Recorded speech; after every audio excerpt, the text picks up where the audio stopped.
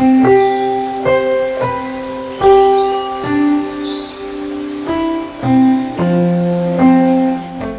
दोस्तों आज हम बात करेंगे डायबिटीज़ से आँखों पे क्या क्या असर आता है।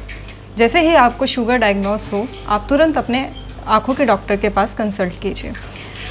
जो शुगर होती है वो आँख में आगे का हिस्सा और पीछे का हिस्सा दोनों पे असर लाती है।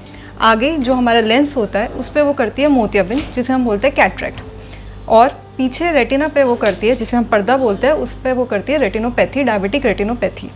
आगे मोतियाबिंद जब वो करती है तो आपको लग सकता है कि आपको कम दिखाई दे रहा है। पीछे पर्दे पे जब असर लाती है तो कभी कभी आपको पता ही नहीं चलता कि शुगर की वजह से आपकी आंखों पे असर आया है या नहीं आया। इसलिए आपको चाहे कुछ हो ना हो, जैसे ही शुगर डायग्नोस हो, डायबिटीज़ आपका डॉक्टर आपको डायग्नोस कर देता है, आपकी दवाइयाँ शुरू हो जाती है, तुरंत ही अपने आँखों के डॉक्टर को दिखाइए। इसमें बिल्कुल भी देरी ना कीजिए। अब क्या क्या करती है, आगे मोतियाबिंद किया, उसमें घबराइए नहीं, ऑपरेशन हो जाता है, नया लेंस डल जाता है, तो कोई चिंता करने की ज़रूरत नहीं है। पर अगर हमने टाइमली उसका भी ऑपरेशन नहीं करवाया तो वो मोतियाबिंद धीरे धीरे धीरे धीरे मैच्योर होता है, जिसे लोग कहते हैं पकना, पक जाता है, और तब लोग ऑपरेशन करवाते हैं, जो कि बिल्कुल नहीं बोला जाता। पकने का इंतज़ार बिल्कुल मत कीजिए।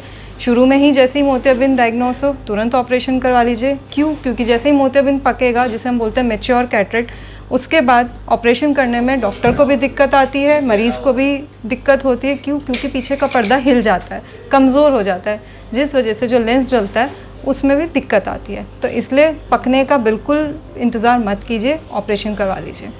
दूसरा, जब मोतियाबिंद बढ़ता है, आँखों का प्रेशर बढ़ता है, उस वजह से ग्लोकोमा होने के भी चांसेस रहती है, जिसे हम काले मोतियाबिंद भी बोलते हैं।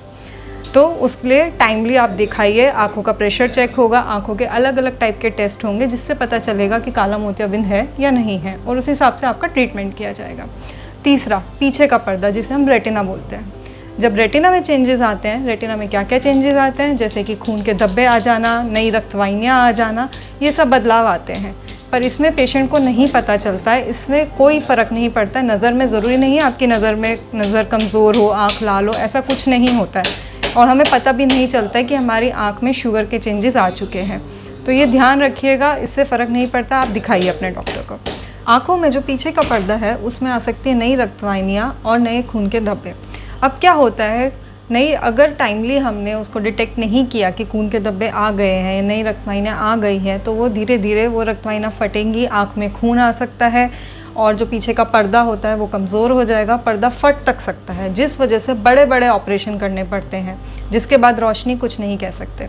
इसमें अगर आपका टाइमली डिटेक्ट हुआ तो हम लेज़र इंजेक्शन वगैरह देकर ठीक कर सकते हैं, मतलब जितना डैमेज हुआ है उसको रोका जा सकता है।